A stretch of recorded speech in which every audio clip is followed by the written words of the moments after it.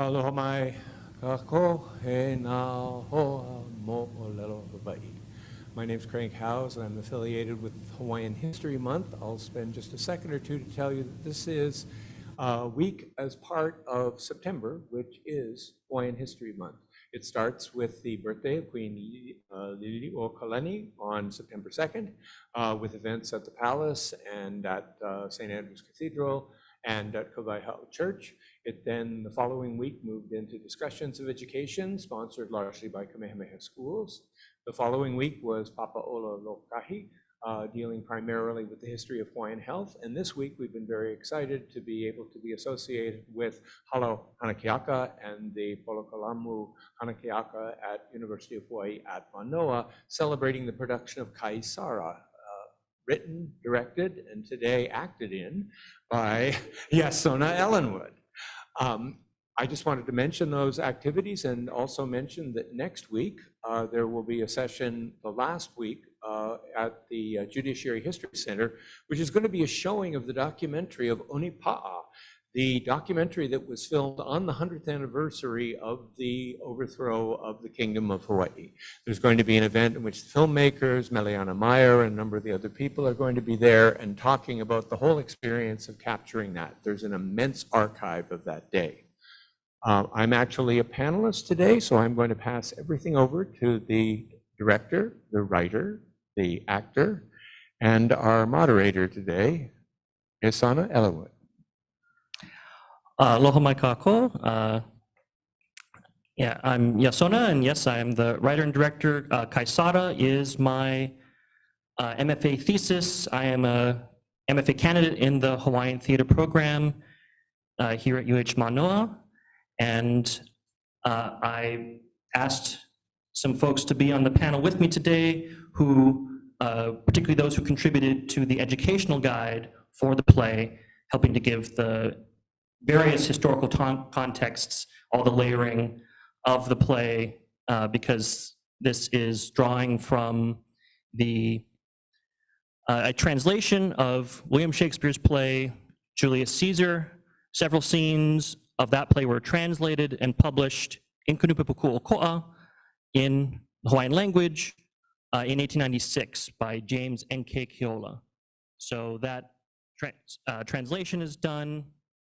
I started with that and also then looked into who was this translator, what newspaper is being used, what does that historical context mean, given that this is happening between the overthrow of the Hawaiian kingdom and the annexation of Hawaii by the United States, this very fraught political time, and why choose these particular scenes, just the very beginning of the play, and finding out this background on James Keola and Kunupipuku'oko'a, both aligning themselves with the Republic of Hawaii that had been established by the perpetrators of the overthrow. And I then translated a few more scenes from Julius Caesar myself and added those on to extend the action of the play to show more of what happens after Caesar is killed, what are the consequences of that, and then wrote a frame story that takes place in 1894 here in Honolulu with James Keola and Emma Navahi, Joseph Navahi, Abigail Campbell, John Bush, and George Markham, all heavily involved in newspapers and politics in the time, and folks that James Keola would certainly have known, would have worked in the same circles with, even though at this time there's some pretty sharp political division. So I asked the folks here to help fill in the context of Shakespeare's work and foreign literature being written about, or being translated rather, and published in Hawaiian language newspapers, as well as the history of all these complicated politics happening here in Hawaii. So let's start just going down the line and let everybody introduce themselves, and mention that we also have the director of the Hawaiian Theater program here, maybe a little bit of a ho'olauna for the program as well. Mahalo. Okay, as I mentioned earlier, my name is Craig Howes. I'm the director of the Center for Biographical Research, a professor of English, and also an MA student in Hawaiian language. I'm here today to talk a bit about the translations of foreign literature in Hawaiian language newspapers, which is actually the subject of my thesis. Waipuna lau ke aloha I nā hoa makamaka I ākua mai nei. I lalo o Kamalu, o Kennedy, o Hawaiʻi, ka hale o Earl Ernst Lab Theater. O wau o Haile Opua Baker, no ka pa'a Kauaʻi mai au, I ke ia manawa, he polo peka wau ma ke ena nei, ma ke ena hana keaka me ka hula hula hoi. O ke kahi mea paha e ho'omaka I ke ia kamaʻilio ana o ia hoʻi nā new pepa e waiho nei ma ko kākou ma wāwae ma aneʻi. I currently serve as it's all about giving, right? Yeah, here at this university. I'm currently the director of the Hawaiian Theater Program here at Manoa, but I do believe before getting into the actual Hawaiian Theater Program that we have now, that Yasona will be the 5th MFA that we will graduate from our program. I think it's really important, and as a reminder, we have these replications of the newspaper here. The Hawaiian Theater Program is something that we are doing now in contemporary times, but it's very important for us to remember that our kupuna were doing hana keaka. They were doing performance in the 19th century, and they were doing ha'i olelo and ha'i mo'olelo since time immemorial.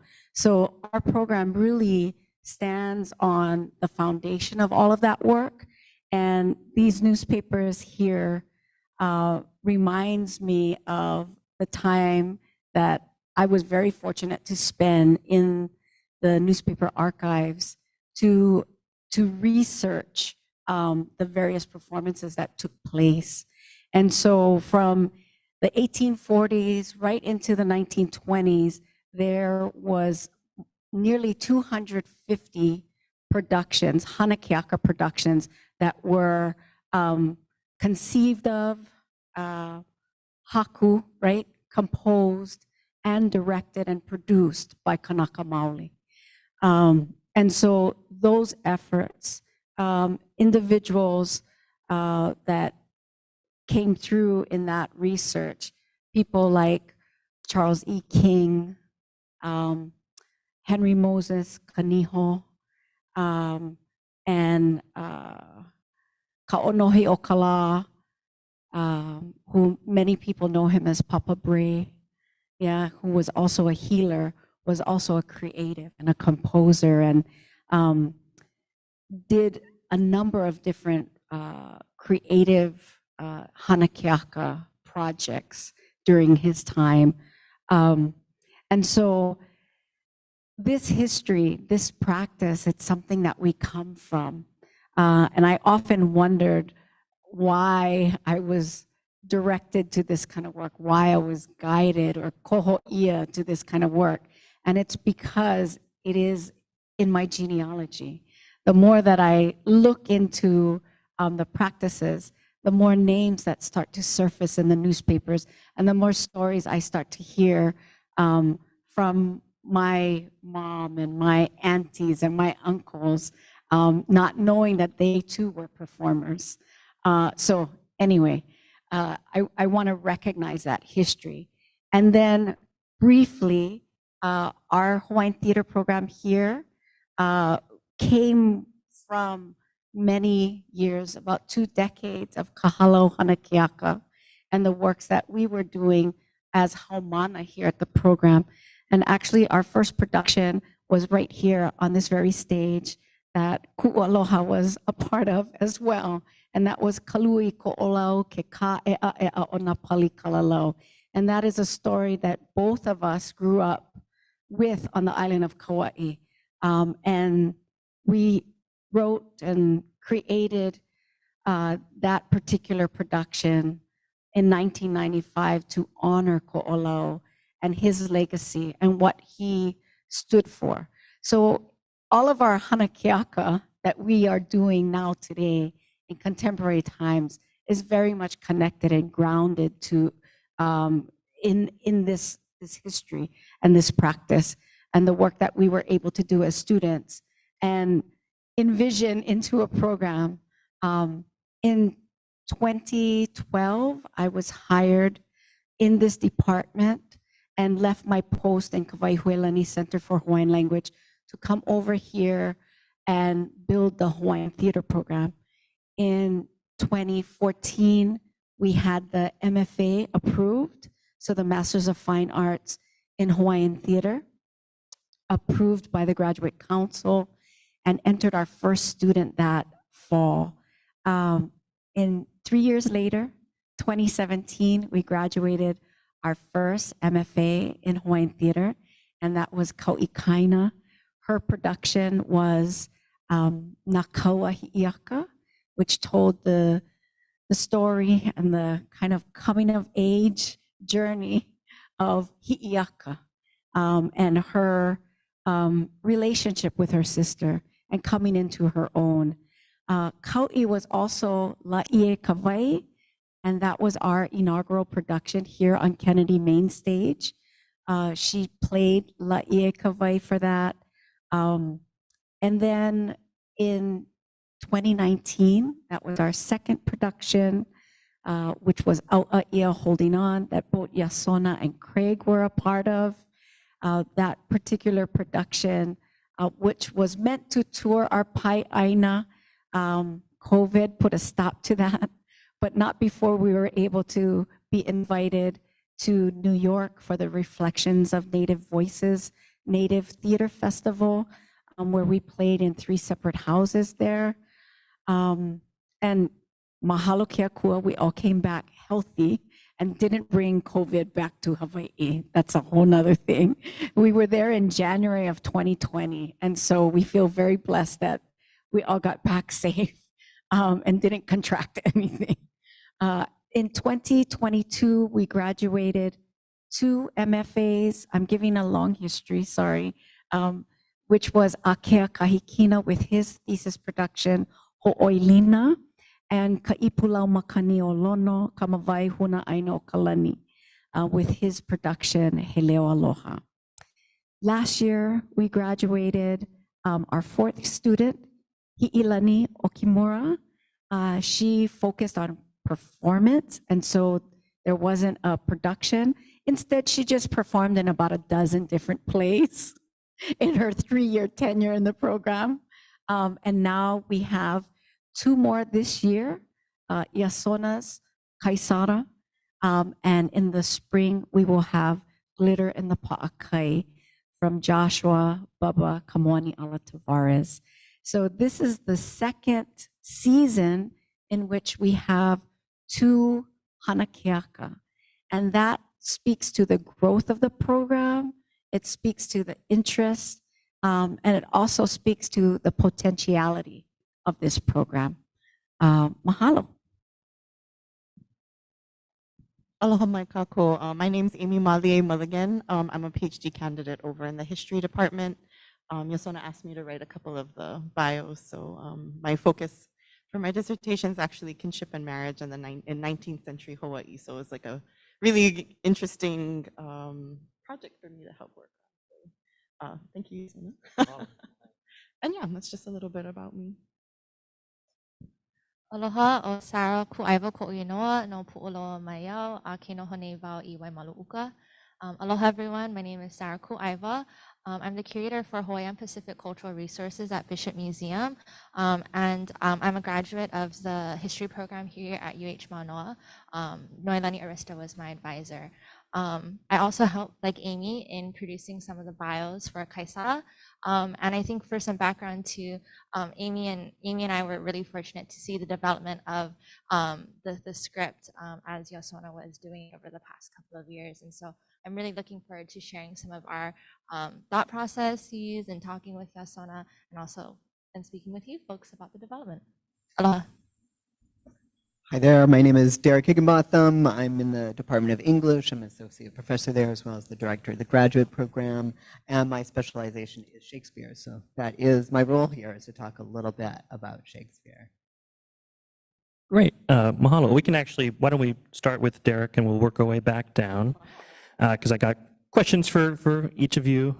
Yeah, so my question to start is, given the history of the play, Julius Caesar, if you can speak a bit on that, and that's what you contributed to the educational guide, and then your thoughts, having just gotten to see the production earlier today, how do you see this now as adding to that history, given the context of the play overall?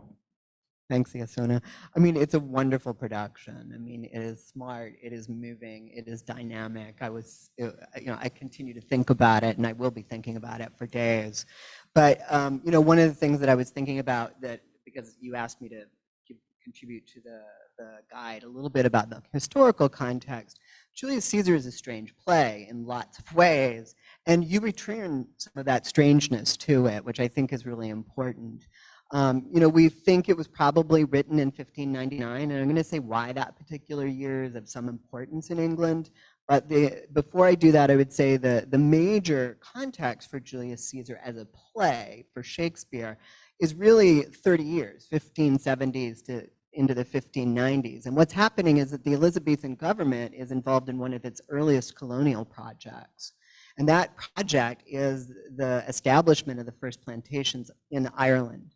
They confiscate land, they subdue the people as much as they can. However, they're not very successful in this project over this 30 years. There's tremendous amount of resistance by the Irish peoples. And in fact, 1599, Essex, one of Queen Elizabeth's right-hand men, is over in Ireland at that point, trying to subdue a rebellion, an insurrection, and he fails in that process. So there is a colonial context to this that is localized to the play itself. The mood and the atmosphere of all this project that the Elizabethan government was in meant that people were concerned about, why are resources going over there? What's happening over there? What does the threat of insurrection mean? Right? What is the extension of royal authority? How far can it go? What is tyranny? Was something they were thinking about, right, in a broad sense. And that certainly wouldn't have been just the aristocrats. It would have been everybody. This would have been common news. And I think the other sort of important historical detail is that Elizabeth is very late in her reign, 1599. She dies in 1603. The thing she didn't do, for very strategic reasons on her own part, is that she never married. And this is it's a huge problem in the country at the time, because there's no clear line of succession in their monarchy. Yet there are aristocratic men who are building up power bases, like Essex, that are potentially challenging what might happen after the end of her rule, right? Would that mean the end of monarchy? Would it look like some other kind of government? So that there's definitely in the air and the atmosphere in London when it was played, this sort of anxiety about how far should the government go in controlling its people? What does it mean if you challenge political authority? And probably the question of betrayal is floating around in Elizabeth's world more specifically, right, with some of her men building power bases that would be alternative to her. So I think that, what Julius Caesar does is the play of uncertainty, right? And you bring that uncertainty back. Careless translations, in some sense, go only so far in the tale, and what you add to it adds the other side. That Julius Caesar is not just about an attempt to possibly thwart Caesar's desire to be a monarch and rule absolutely. It's also a rejection of republicanism, or at least anxiety about what would it mean to have a Republican government. So that tension is not only in England at the time, but you sort of play that up and then layer that history together with the late 19th century in Hawaiʻi, which is a powerful combination. So it goes back and forth historically. And I think there's a line that Markham said, I jotted it down in the play, right, in the middle section, right, that Shakespeare is amendable to see both sides. And your design of the play lets that sort of seeing both sides. And then the question of betrayal within that. Right? what does that mean? So I think that all of that is sort of part of that other historical context. Mahalo, mahalo. Yeah, let's give it to Sarah and Amy. You know, if you can speak to this history, what's going on in Hawaii in the 1890s, particularly with the folks whose biographies you provided us with, and how is this relating to this story of Caesar? Well, I think, so I wrote, or put together, I should say, the bios for Abigail Campbell and the Navajis. And so I feel like it's, you know, like you're in the play where you're talking about, there's this sense of kind of like a, not to put it lightly, but like a who is who, right? Of which side are you falling on? Because like, for example, when Abigail Campbell marries Samuel Parker, you know, Samuel Parker is not, he was on the side of, you know, he was like, okay, well, royalty's fine. But then when, you know, after the overthrow and everything, he's not necessarily so much, because, you know, there are benefits to him for it to not be a monarchy, right? So, but she, you know, she's collected signatures, she's done all this work, and so it's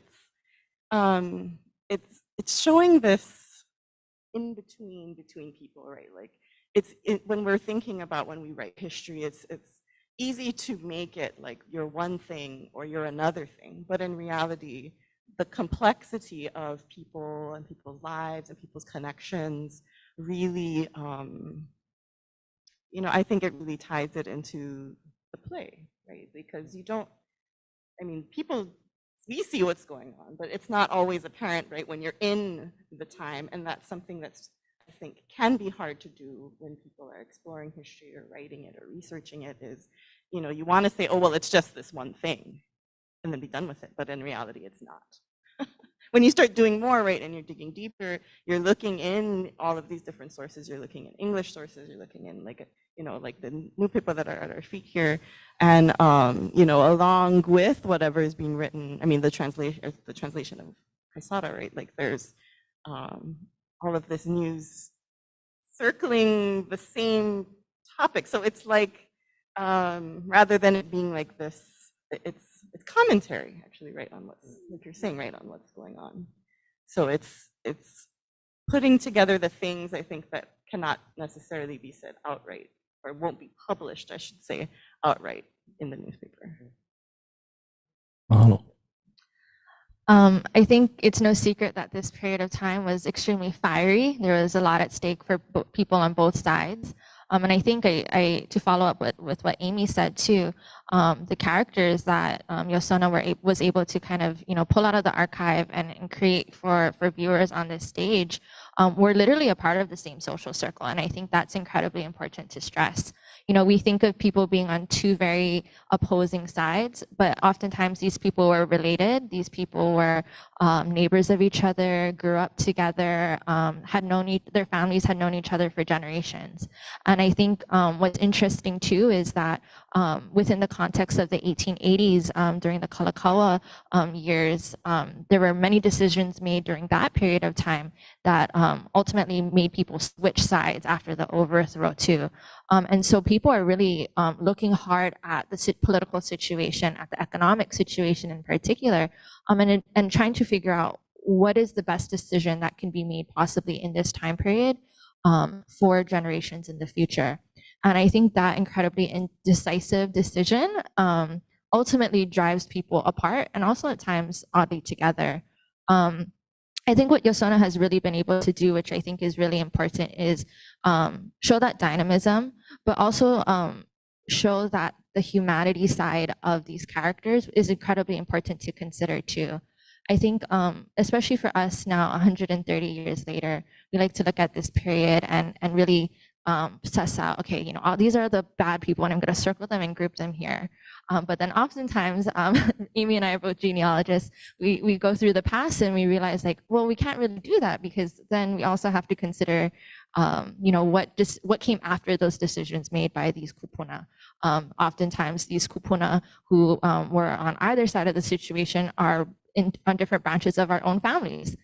And so we have to grapple with those histories too, which I think pulling out a story from the Nupepa in this very uncertain time, I think allows us to grapple with those questions about our past too. Mahalo, mahalo. All right, a question for Kumuhaili now.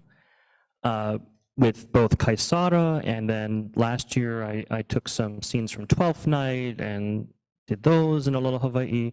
You know, it's been these experiments with Shakespeare coming into Hanakiaka.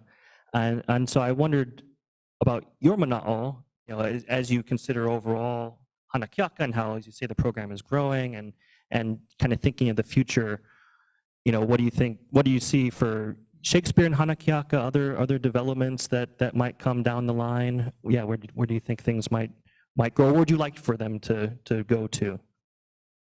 Mahalo for the question.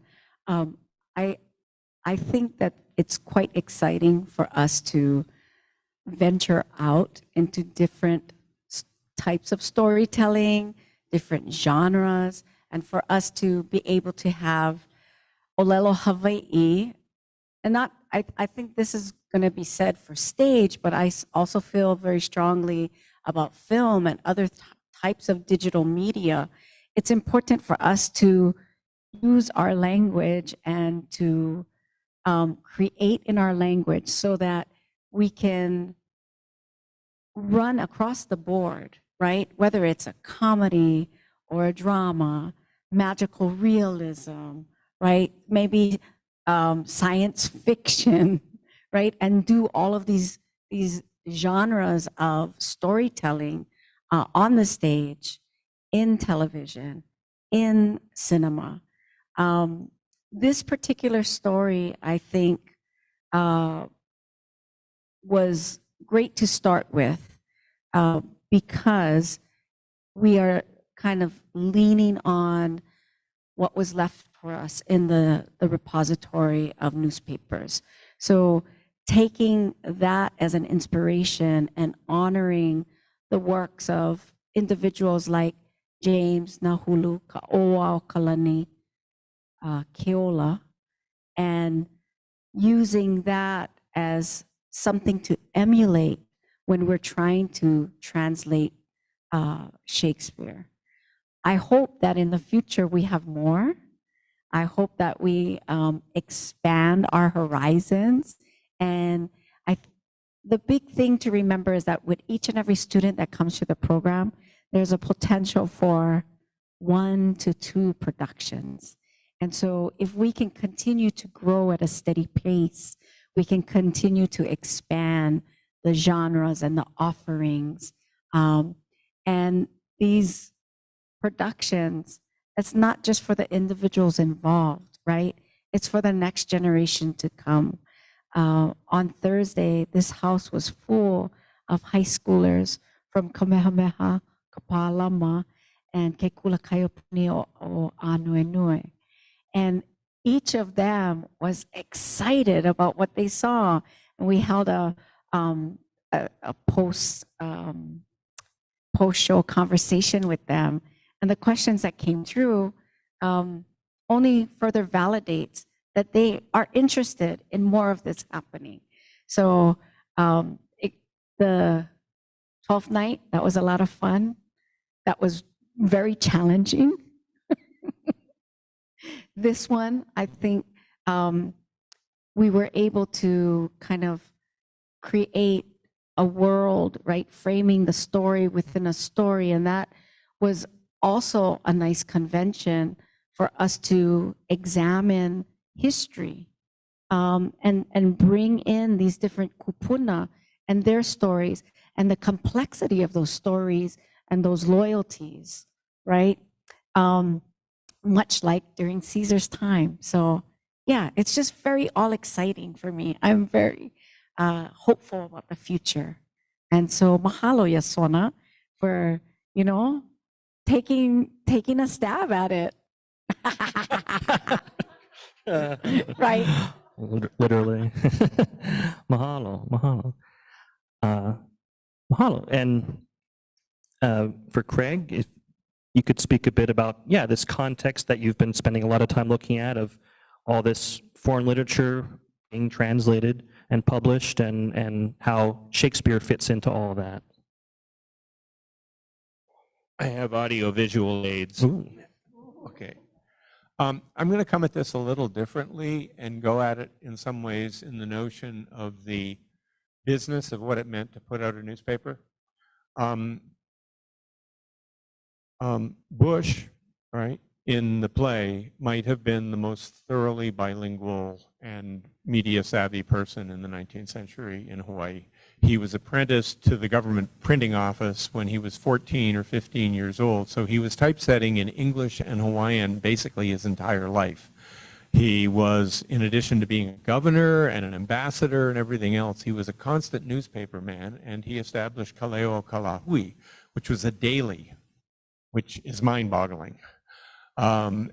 So he also owned his own press. One of the things after he got out of jail, because he's going to get arrested immediately after the play ends and put in jail for several months, one of the things he ends up doing afterwards is actually selling the press, because it's brought so much weight and so much difficulty upon him. Joseph Navahi, the same way. He was one of the editors of Kaleo Kalahui for a period of time and was publishing in the newspapers as early as the 1870s in Kuo'okoa. And of course, eventually put out Kaleo Kala, Kealoha Aina. After he got out of jail, he started a paper. When Bush got out of jail, he stopped his publishing career. I just want to mention what they were facing. And this ties into the issue of serials more generally.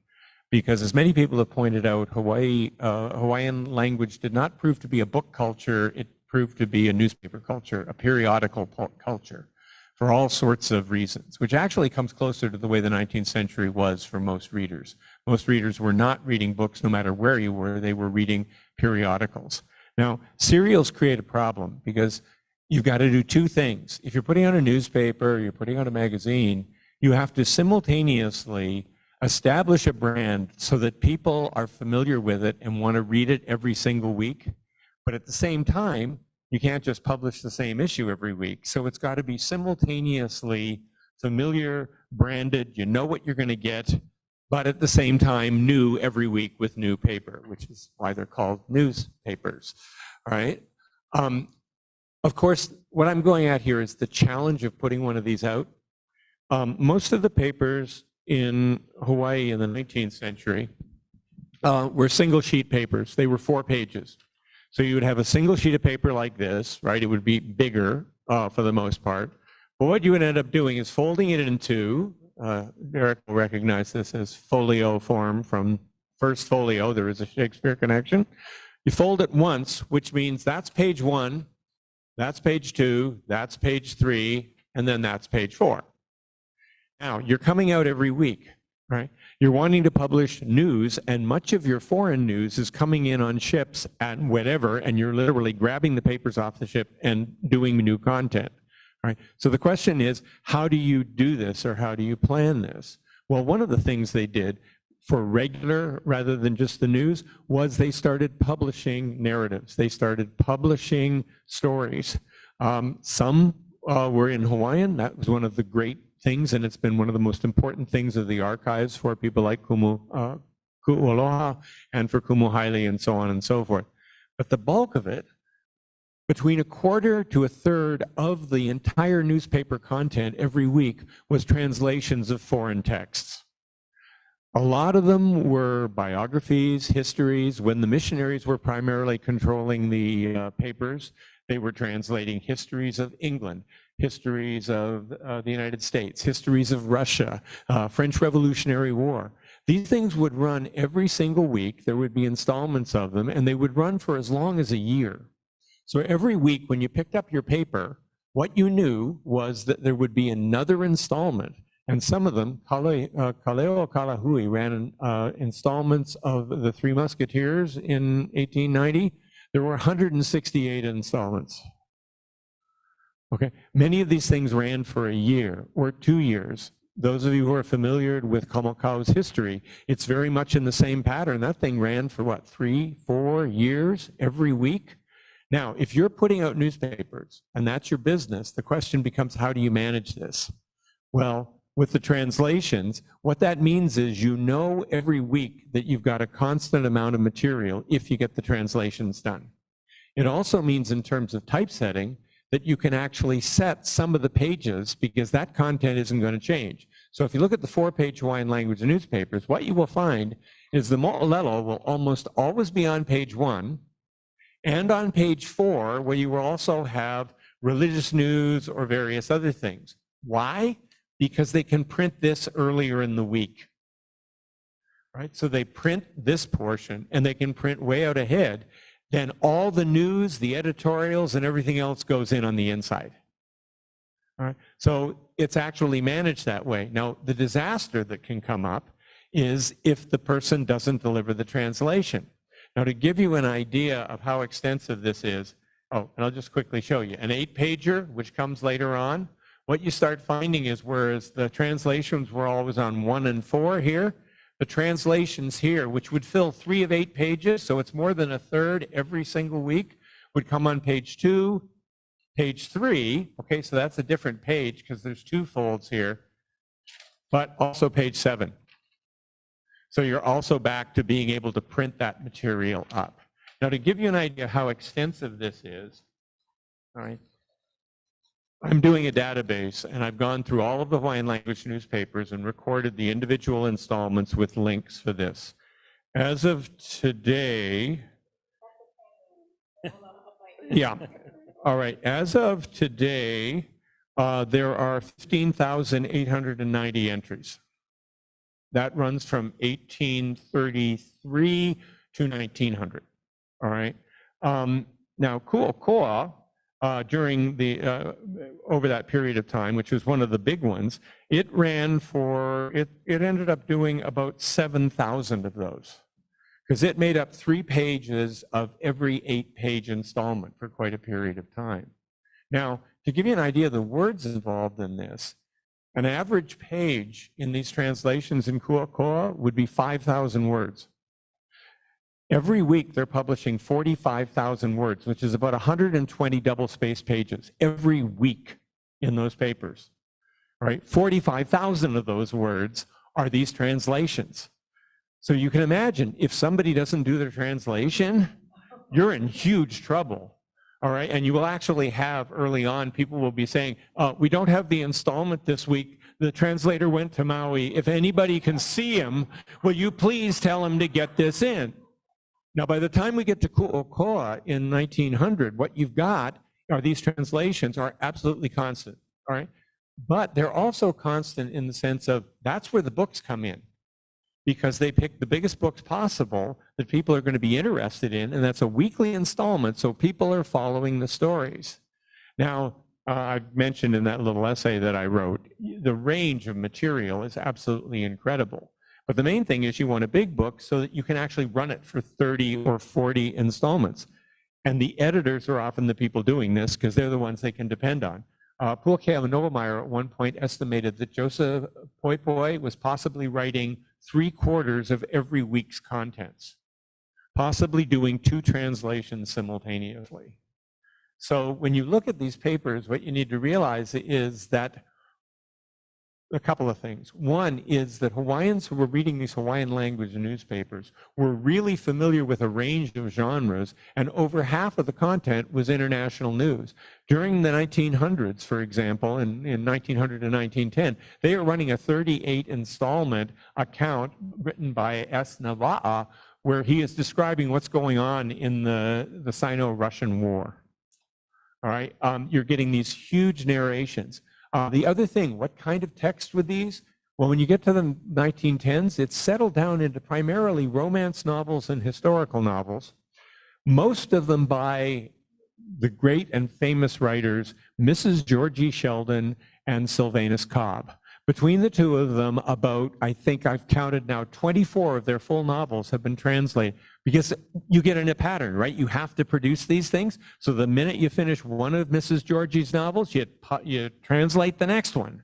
So there was some sad soul who was translating Mrs. Georgie Sheldon every week for 10 years. Now, I'll just stop there, but I wanted to give a kind of sense of the business dimension of this and the fact that it's very clear that these narratives were extremely popular, because if they weren't, they'd probably stop them after maybe about 20 installments instead of going the other 120, and that these were very popular, and it meant, which is often the case for colonized people, they know far more about the colonizers than the colonizers know about them, because you have a highly literate population that in the Hawaiian language newspapers is reading constantly in British social romance novels, American historical novels, medieval romances, biographies of Napoleon and Josephine, and he gets mentioned actually in one of the essays, Kapohaku Haole. That's William Ewart Gladstone, who's the Prime Minister of Great Britain. Yeah. Joseph Navahi was called him because of his presence in the legislature. All right. So anyway, the reason I ended up doing this, by the way, is because no Kanaka Maoli scholar should be devoting themselves to burying themselves in romance novels of the early 20th century. I happen to have, to quote Liam Neeson, a certain set of skills, which is I did my work in 19th century British literature. So recognizing what the originals are is very hard in a lot of cases, because the Hawaiians always titled them by the main character and threw out the actual title. So everything is always like Kamo'olelo Kamehameha, right? It's Kamo'olelo o Cora O'Malley. And trying to find out what book that was from is often a real, but it becomes easier when you find out they're only translating 4 people who are all writing 600-page novels, like a lot of them. So anyway, I just wanted to give a kind of context. So the Shakespeare is in there, but it's part of this huge, continuous flood of material that is being translated. And just think about this. There are people who every single week are translating 5,000 words of text and doing it for years just to make sure that page 7 is always there in Ku'ukoa. I'll stop there. Mahalo nui.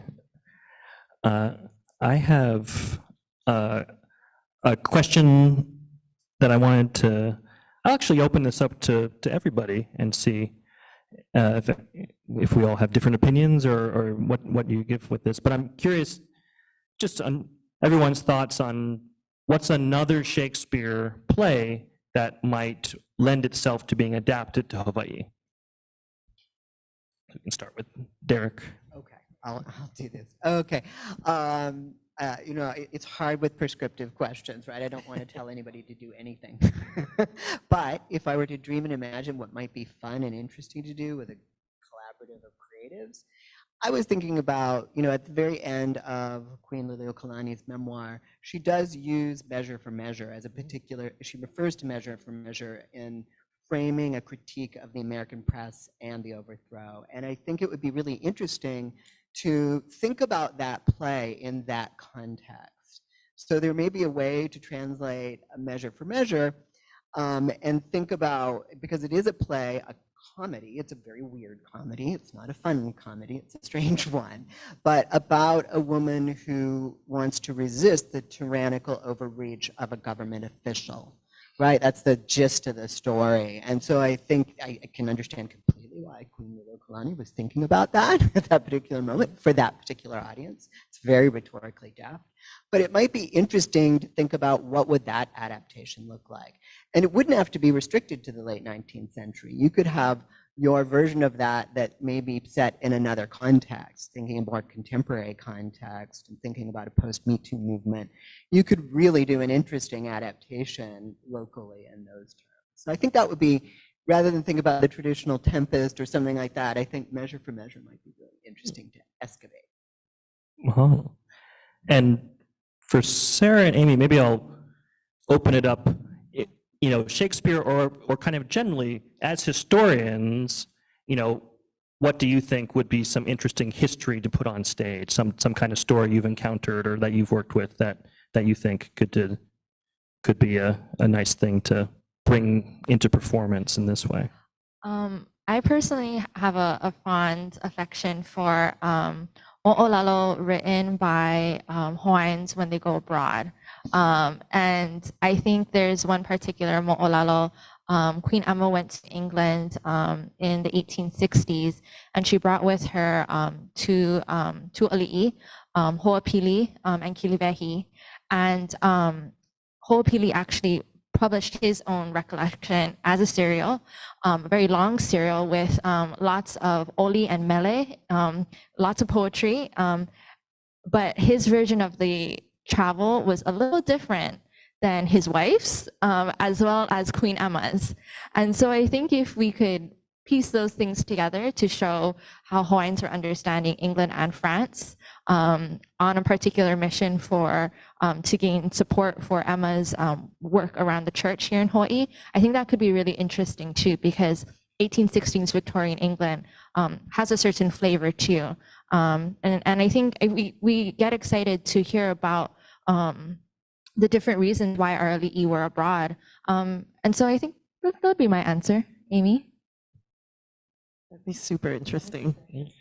I guess for me, choosing kind of like a theme or a topic that, because people are always writing in these letters, right? And sometimes they're describing, like they're arguing, like the Kamakau Unauna. There's an argument that goes on for a very, very long time between these two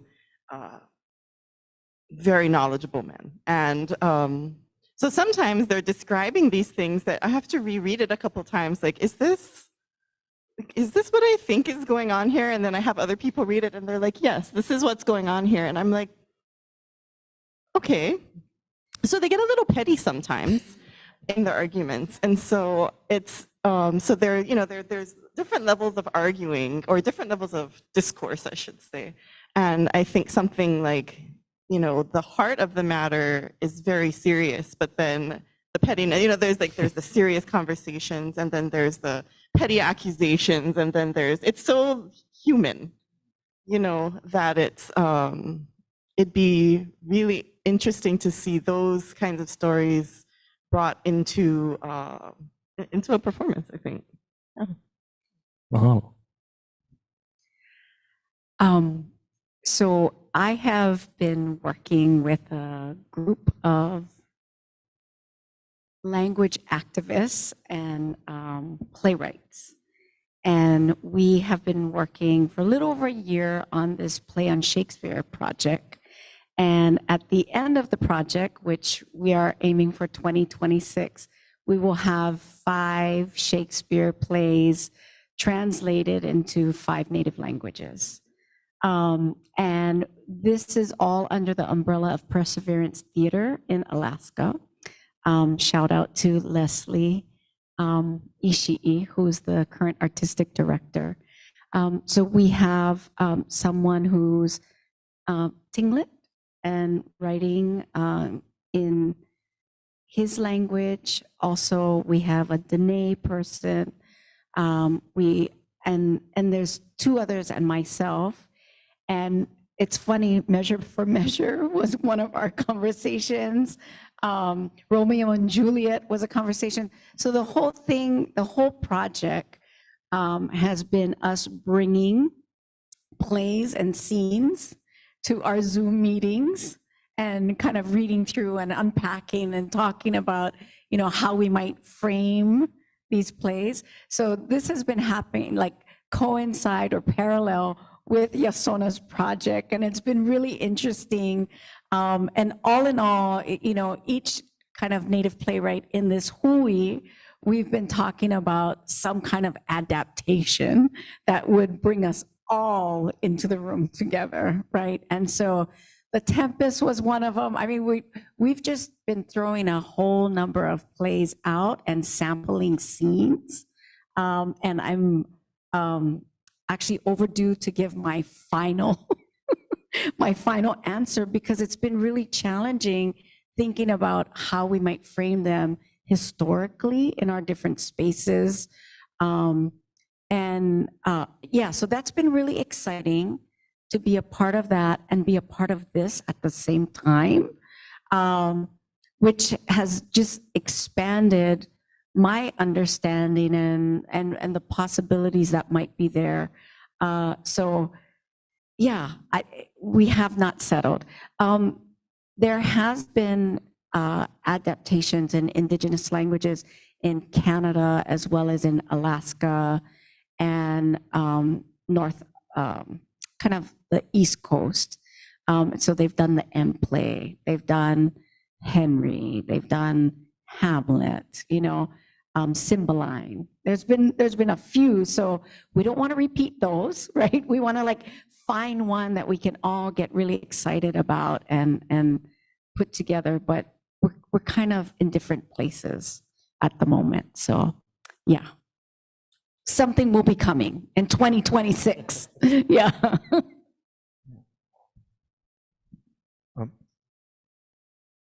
The one that I would suggest and simultaneously pull back and also insist that it would have to be a Kanaka Maoli playwright to do would be Macbeth. Because Macbeth is terrifyingly tempting.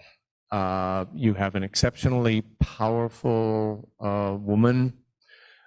You've got a play that is entirely about what makes somebody a good chief, what motivates somebody to try and become an ali'inui. And I'm already uncomfortable about the transitions and the translations over, especially when that play is especially violent. And also it has that very strong supernatural overlay.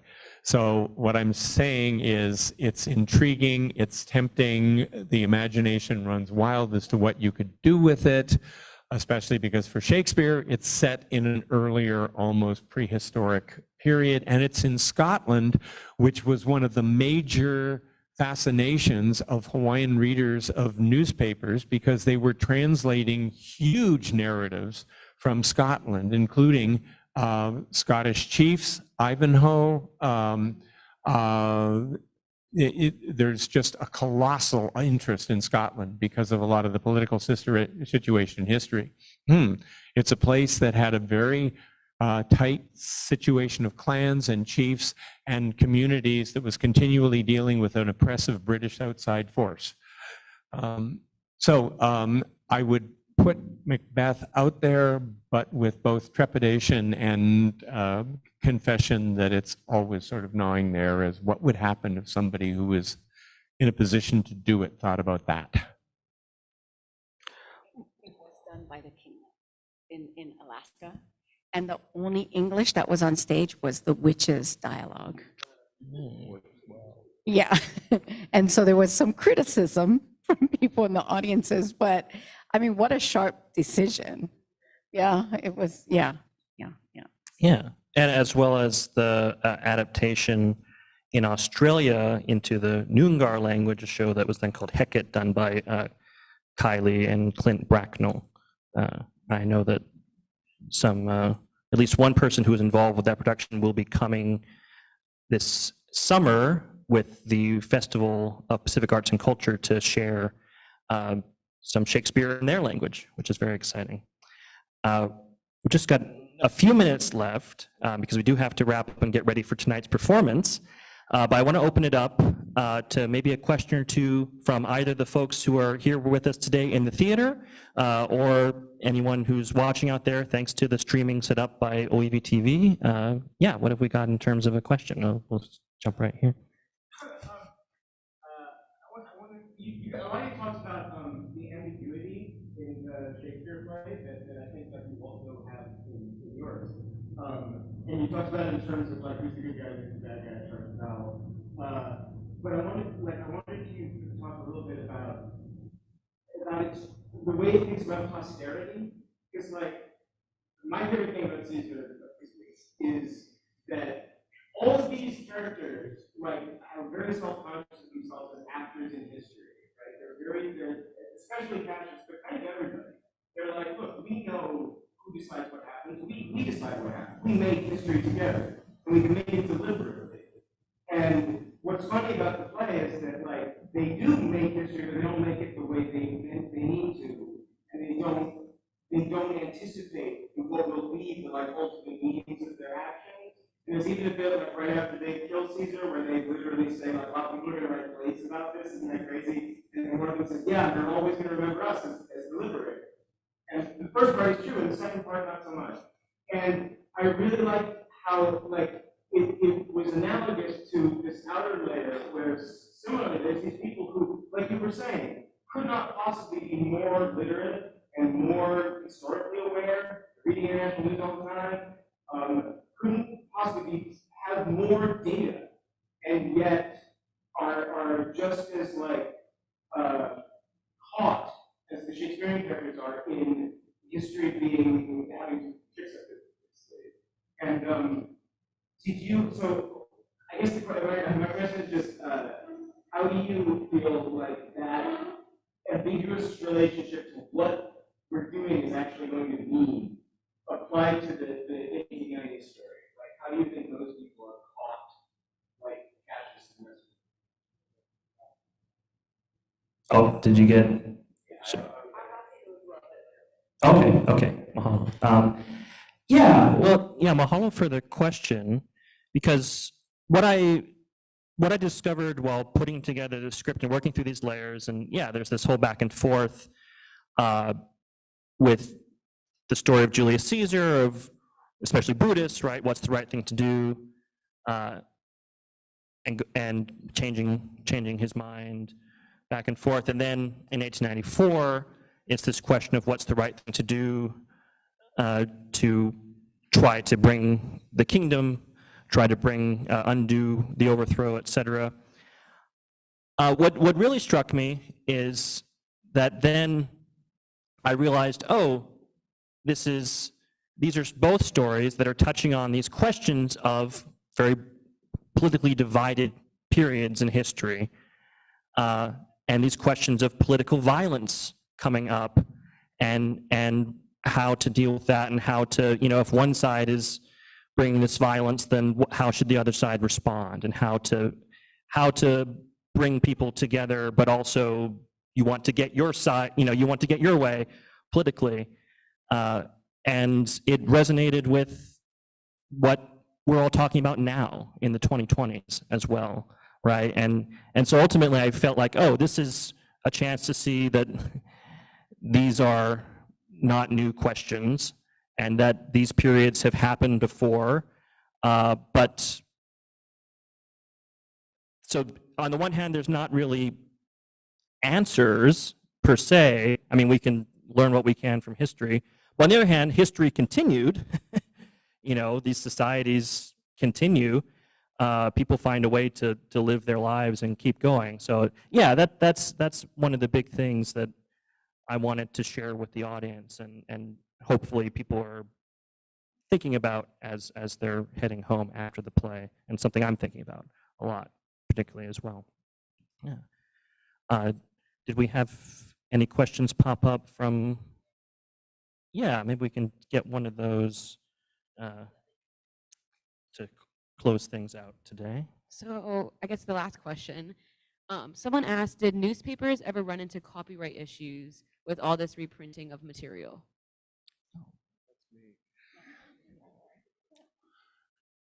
No, it was a huge issue on the East Coast of the United States and in England, and with some publications in Europe, because by this point the ships were moving things so quickly that what was happening was that when Dickens would publish a novel or a new installment, they would throw it on a boat, it would go immediately to New York or Boston, and they would print it and immediately start selling it without any copyright arrangements. So individual writers' copyrights. But with newspapers, for the most part, it was cut and paste. They literally described that as the major editorial process.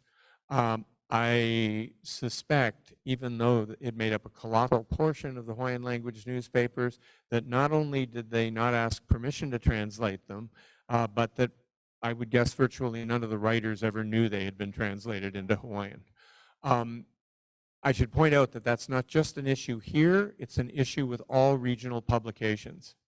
In Hawaii, one of the ways they filled the papers was through translations. In the newspapers in the United States that were regional language publications, they did the same thing, right?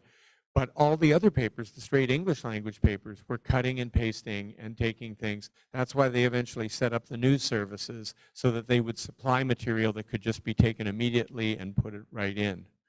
Hawaii had a special connection to this, though, because it didn't have It didn't have a cable, so it couldn't get instant telegraphic materials until the early 20th century. You know, one thing I always think about is, would the overthrow have taken place if Washington could have known that it was happening 15 minutes after it started happening? Right, they depended on that delay to be able to pull it off. So copyright's a huge issue in the 19th century. The authors and some of the publishers, of course, are getting heavily into it, but especially in terms of newspapers, for the most part, it's still a free-for-all, and especially with regional newspapers, taking things from national or international publications and reprinting them and feeling what they were really doing as a public service.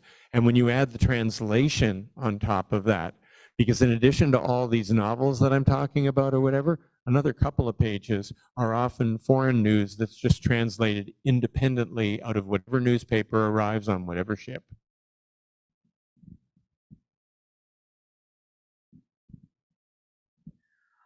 Well, mahalo nui. I think we're going to stop there so that we can get ready for our 7:30 performance. You can, if you're tuning in, you can rush over to the theater to still have a chance to see the show if you haven't yet.